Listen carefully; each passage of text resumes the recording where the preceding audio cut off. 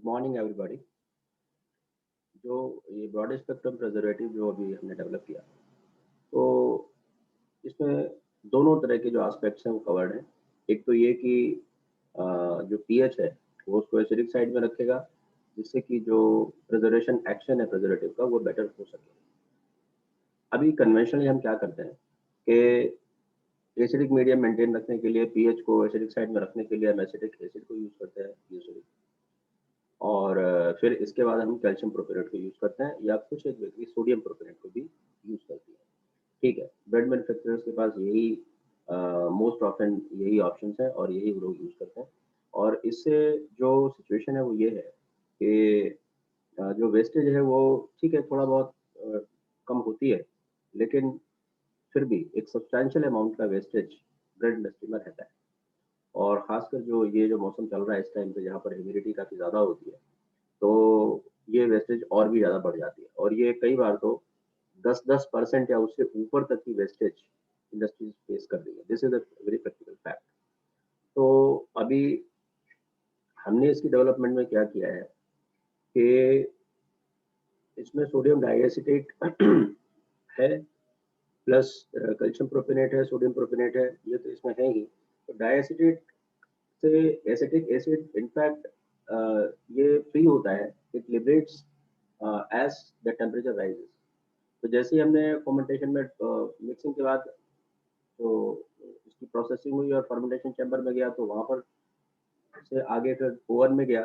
Oven में initial stages में जैसे जैसे जैसे जैसे टेम्परेचर राइज होना शुरू होता है, वैसे वैसे more and more acetic acid liberates होगा सोडियम डाइऑक्साइड। देयरफॉर इसमें जो जो बेनिफिट जो क्लब हो जाता है वो ये हो जाता है कि अंटिल द फर्मेंटेशन जो पीएच है वो एसिडिक साइड में नहीं जाता है, और इस वजह से ईस्ट को ये सपोर्ट करता है, और इसलिए ईस्ट की जो कंजम्पशन है उसको थोड़ा सा कंट्रोल में रखता है। और जहां पर पीएच एसिडिक होने की रिक्वायरमेंट है, मतलब in the final product, so then this acetic acid, because this liberates from the sodium diacetate, so now this takes the charge. अब पूरा जो लोफ है, जो पूरा जो बिग लोफ आपका आ रहा है, उसका जो जो पीएच है वो लोअर साइड में चला गया। फर्मेंटेशन को इसने हिंडर नहीं किया।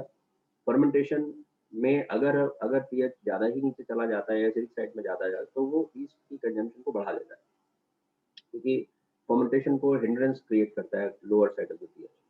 ये तो वेल नोन फैक्ट है। तो वहाँ पे इसने हिंड्रेंस क्रिएट नहीं किया, जो कि अगर हम directly acetic acid liquid state में जैसे मिक्सिंग के स्टेज पर डालते हैं, तो then the pH becomes less right from the beginning. तो ये इसका जो एडेड एडवांटेज है, ये बहुत बड़ा एडवांटेज है, जो एक एक सिस्टमेटिक जो प्रोडक्ट डेवलपमेंट है उसमें स्ट्रेटेजिकली इसको बनाया गया है, जिससे कि इस तरह से चीज़ें आए और एक बेहतर प्रोडक्ट मिल सके फॉर दी लेसर कॉस्ट।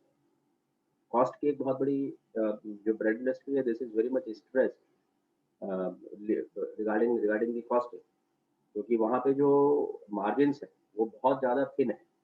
और इस वजह से अगर एक ऐसा प्रोडक्ट आपको मिल जाए जिसमें आपको एसिटिक एसिड की भी रिक्वायरमेंट नहीं है, ठीक है, और कोई कैल्शियम प्रोपेनेट की भी रिक्वायरमेंट आपकी खत्म होगी, दैट मीन्स कि दो चीज़ों की जगह पर सिर्फ एक आपने ये ब्रॉड स्पेक्ट्रम प्रिजर्वेटिव डाल दिया, and your things are over.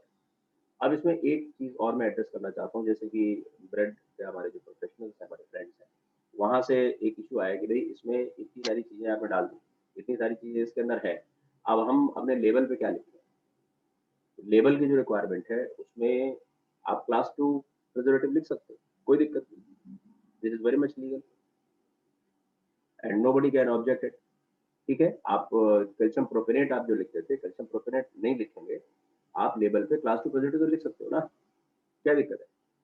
And every preservative present in this admixture जो है वो लीगली अप्रूव्ड है, और कुछ उसमें ऐसा नहीं है, and most of them GRAS category के हैं, ये तो generally recognised as safe category के ये preservatives हैं, they are very common.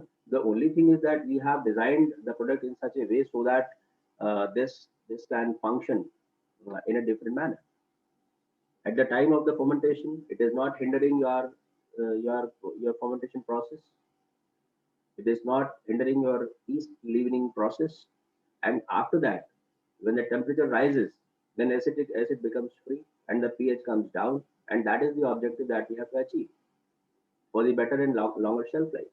तो इस तरह से जो प्रोडक्ट डिजाइन है, इसको ये बड़ा ही अच्छा एक प्रोडक्ट है इंडियन इंडियन सिनेरियो में, क्योंकि हमारे यहाँ क्या है ना, हमारे यहाँ 8 महीने तो गर्मी रहती है, ठीक है, 4 महीने थोड़ा सा मौसम ठीक रहता है, तो जो प्रिजर्वेटिव की जो रिक्वायरमेंट है वो इंटायर द ईयर रहती है, 365 दिन रहती है, बस केवल ये है कि कम और ज़्यादा का हम वेरिएशन करते रहते हैं। बहुत सारे हिस्से हैं देश के जहाँ पे जनवरी में भी कोई बहुत ज़्यादा मतलब टेम्परेचर राइज नहीं, टेम्परेचर डाउन नहीं होता है दिसंबर जनवरी में, तो वहाँ भी मतलब कि ये रहता ही है इसकी रिक्वायरमेंट। तो ये एक ऐसा एक यूनिक यूनिक एक कॉम्बिनेशन है, यूनिक एक एक डिजाइन क्राफ्टेड प्रोडक्ट है। It is from from us, MI के नाम से आपको आएगा मिलेगा। और इसके जो ट्रायल्स हैं वो जो हमारे आर एन डी ट्रायल्स हैं वो तो हो चुके हैं, उसमें तो product is showing a very good effect.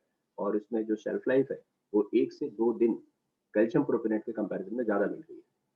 The 1 to 2 days, 2 days, even कभी कभी तो 3 days तक। जैसे बंस के केस में, पर्टिकुलरली बंस के केस में जहाँ पे वॉल्यूमिनस प्रोडक्ट हम बनाते हैं और जहाँ पे स्लाइसिंग नहीं करते हैं, तो वहाँ तो शेल्फ लाइफ और भी बेटर आ रही है।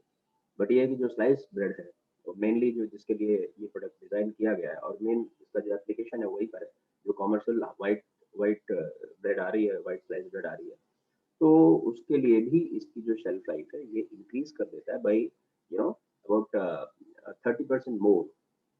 The time span increases approximately 30-35%, 40% more than there are the calcium propionate when you are using at the even at the maximum possible, maximum applicable and maximum you know uh, doses जो calcium प्रोपिनेट का है उससे भी better इसमें shelf life आपको मिलती है। As far the cost is concern, finally and ultimately, so cost is very much same, approximately same as the calcium propionate itself. So it is the win-win situation that you are getting a product for the same price and for the same price and even at the I would say the lower price, because your calcium propionate and acetic acid both are replaced by this one single product. और इस समय तो acetic acid की भी कीमतें बहुत ज्यादा जा रही है, आप देख रहे इंडस्ट्री के अंदर। अभी तो एसिटिक एसिड की कीमतें मतलब करीब मुझे लगता है कि विद इन ईयर बहुत ज़्यादा इंक्रीमेंट हुआ है प्राइसेस में। अभी लास्ट 130 140 रुपये अराउंड इसका इसका रेट हो चुका है। तो ये एक बड़ा अच्छा एक प्रोडक्ट है जिसमें आपको कॉस्ट कम हो रही है, ठीक है, और आपकी जो ईल्ड है, जो आपकी वेस्टेज है वो कम हो रही है, ईल्ड आपकी बढ़ रही है, वेस्टेज कम हो रही है। कॉस्ट कम है तो कॉस्ट भी कम होगी, क्वालिटी भी इंप्रूव हो गई। So this is the win-win situation for any of the bread manufacturer. So I hope that you will take the benefit of this product. Whenever you feel any requirement, you can say for the sample. We are very open for the sampling first. When you are comfortable, when you are satisfied with the results, then go for the commercials. And because we are the manufacturers and we intended to supply this product directly to the users.